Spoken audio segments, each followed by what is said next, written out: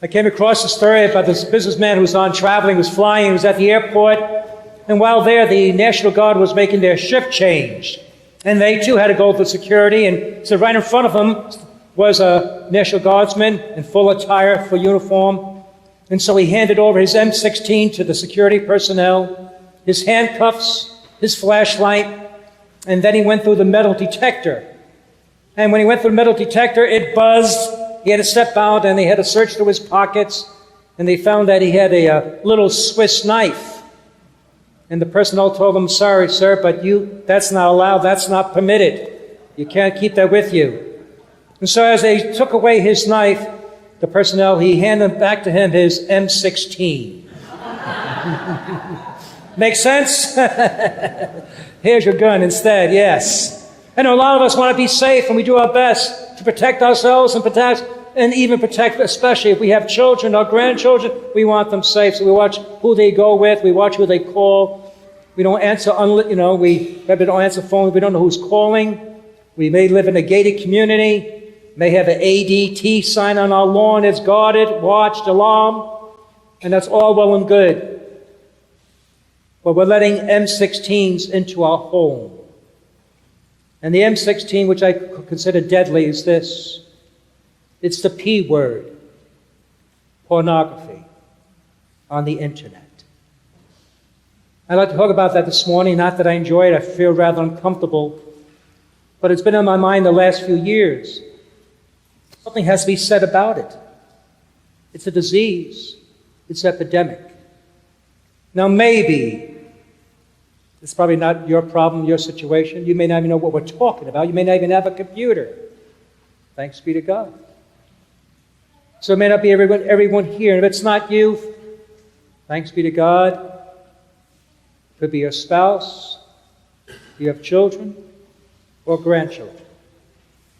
And I assure you, they are aware, they are exposed, and they are seeing it. It's unfortunate way it is. It's a disease. I was reading that says 50% of men, 50% are addicted to internet pornography. That's a high number, 50%. And that's not speaking of those who struggle with it, who view it. These are those who are addicted. Children begin viewing it at the early age of 10 years old. 10. In fact, the Journal of Pediatrics said between the ages of 10 and 17, 42% are already addicted to it. Those are little kids. So it's out there. Sure, I wish I didn't have to talk about it. He said, well, you talk about that in church. Well, to be honest with you, if I said, this Wednesday night, I'm going to talk about internet pornography, please come to the Alpha Omega room, who's going to show up? Who would admit, oh, yeah, that's me. Where you going, honey? Yeah, right, no, you can't do that. So I apologize if it's offensive to anyone, or you feel that it's not applicable. If it helps one person, then it's worth it. Okay? And this internet pornography is different. Years ago, right? To view that, to see that stuff, you had to go down to those adult bookstores or those nightclubs, and most of us wouldn't go down there. We wouldn't want to get caught afraid of being seen. So that was enough to keep us away. You really had to make an extra effort. And so most of us wouldn't do that. But now, because of the internet, it's anonymous. It's available 24/7. And it's free. Right in your own home. And so there it is. And the way we're wired, it's so hard to resist. The brain is a great thing, and it has its own way of behaving. And one thing it does is simply this, that somehow it glosses over the pain and remembers the pleasure.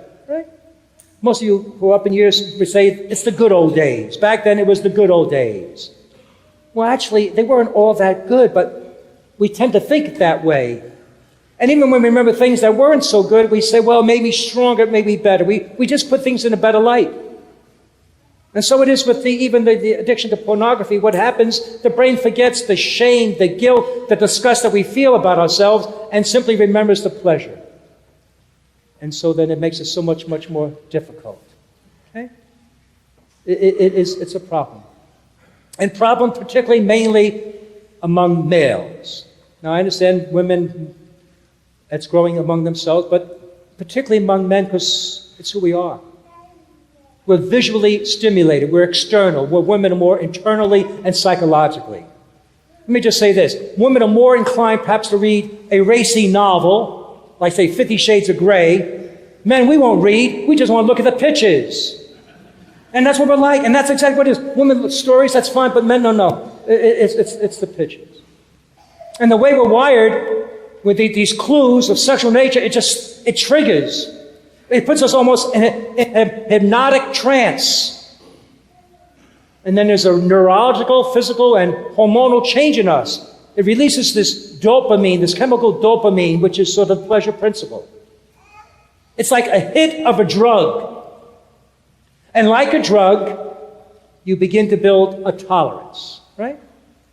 You know what tolerance is? Tolerance is when what once satisfied no longer works. You need more. And you need more, and you need more. So what was once, let's say, a scantily dressed woman, wow, doesn't do anything. I remember some people said, look, it's just a picture of a naked woman. There's no more reaction. You need something more, all right? And it just grows, and it grows, and it grows. And all of a sudden you're looking at things that you would never imagine yourself that you would even look at. Because what is normal no longer excites. And so it affects us into things that we never imagined. And the danger, of course, is that all of a sudden women, females become simply commodities, sexual objects. And they're no longer an individual person. Pamela Paul, she writes for Time magazine, she did a study on men with watching internet porn, and what she noticed among this is this, that men admit to this, that real woman no longer excites them. Okay? Because they have this fantasy that no one can reach. And so what they admit to is that their love-making, their intimacy with their own wife dies. It dies. Because you can't match what's, that's not real. But the more you see it, the more you want, the more it just grows. It just grows. So that your own wife, it destroys the intimacy that you have. This woman went to the police station to report her husband missing. And she told the police sergeant, and he said, well, give me a description of your husband. Okay, she said he's 6'2", wavy brown hair, blue eyes, and weighs about 210.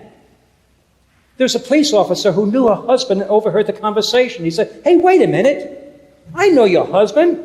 He doesn't look like that. He's 5'8", he's bald, and he's fat. And she said, I know that, but who wants him back?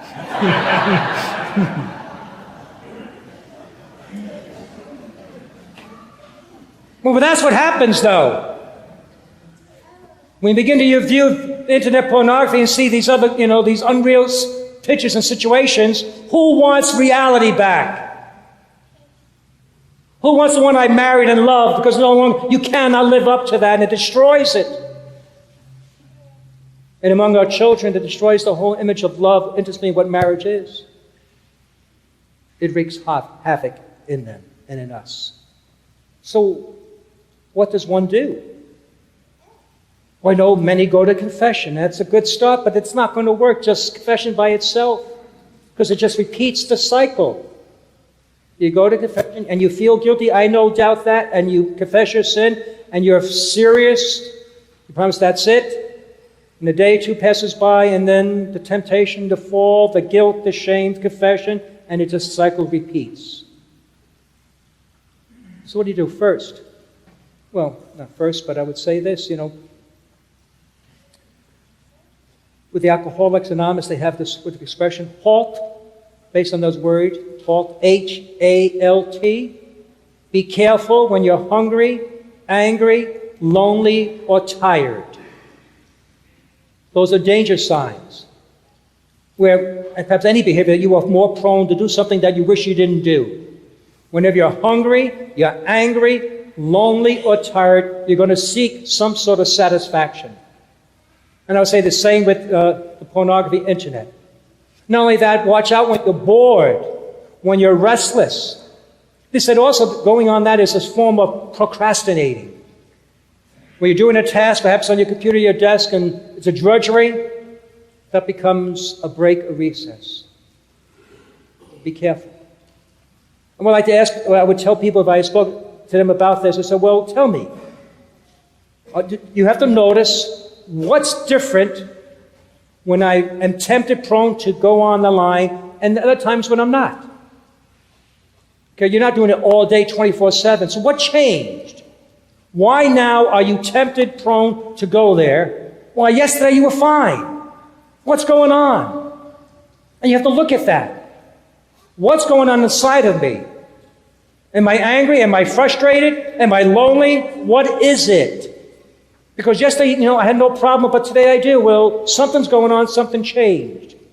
And you got to get to the root of it. And when you get to the root, then you can deal with that root. And ask yourself, when am I most tempted?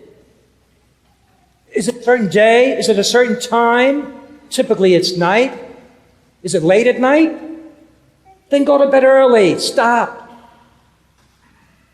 And if you have a computer, especially if you have children, you can't have it in their bedrooms by themselves. You can't do that. You have to have it in a central place where it's common. And you have certain restrictions, certain times. They can't go on alone by themselves. You're asking for trouble. So you have it in a common place, and you're allowed to snoop. If you're a mom or dad, you're allowed to take a peek. And if you take a peek and they quickly change the screen, either on off-track betting or on the porn site probably, okay? You got to do your diligence. It's out there. And it's not fair. It's not fair because, man, that's how we're wired. We're sexual beings. It's the life force. It's the energy. It's really unfair. You may want to put a block on your computer or have someone you can trust who you can share with your struggles when you're tempted, like they call a sponsor in AA. Maybe someone you can talk to. If nothing else, get help. I know the two things men don't like. Men don't like asking for directions. And men don't like going to get help, counselor. They won't do that. I know that. But you have to. Because do you want to ruin your marriage? Because in a sense, you're cheating on your wife. And how would she feel? That you have to seek pleasure away from her and you have to go there. It would hurt. And what would your children think? You want to disappoint them? So think of the worst consequences. And for our children, we have to protect them. We have to protect them. You see, because with internet pornography, unlike, alcoholism, you have to have a gene predisposed to be alcoholic. Not everybody who drinks becomes an alcoholic. But anyone and everyone can become addicted to internet porn. Anyone and everyone. And so I share this with you, not to make anyone feel bad or guilty, but really hopefully out of compassion. Because it's a disease and it's destructive and it's hurting. Let's face it, men. When it comes to sexuality, no one bats 1,000, okay? We all fail there, all of us. But you got to be tough. And you deal with that, you got to be tough even in little things. Even little things. I used to subscribe to Sports Illustrated, and once a year they came out with the swimsuit issue. I couldn't keep it. I had to get rid of it. All right, I did take a peek, but I had to get rid of it anyway, though. But I mean, even things like that. You say, well, this is not wrong. It's really, it's going to start. It's going to start the trigger. You can't play with it. You got to be tough. But it'll give you a peace of mind. Well, even those dating services. A fellow went to the computer dating services and he gave his qualifications, what he was looking for. He said he wanted someone who enjoys water sports, likes being with others' company, favors formal attire, and wants someone on the short side. Well, the computer worked like a charm. It sent him a penguin. That's not what he wanted. And that's not what you want either. We're being misled. So whatever it takes, do what it takes to free yourself of that stranglehold. Because you won't. It will grab you. It won't let go. And you will drown. And I don't want that to happen to you. God bless you.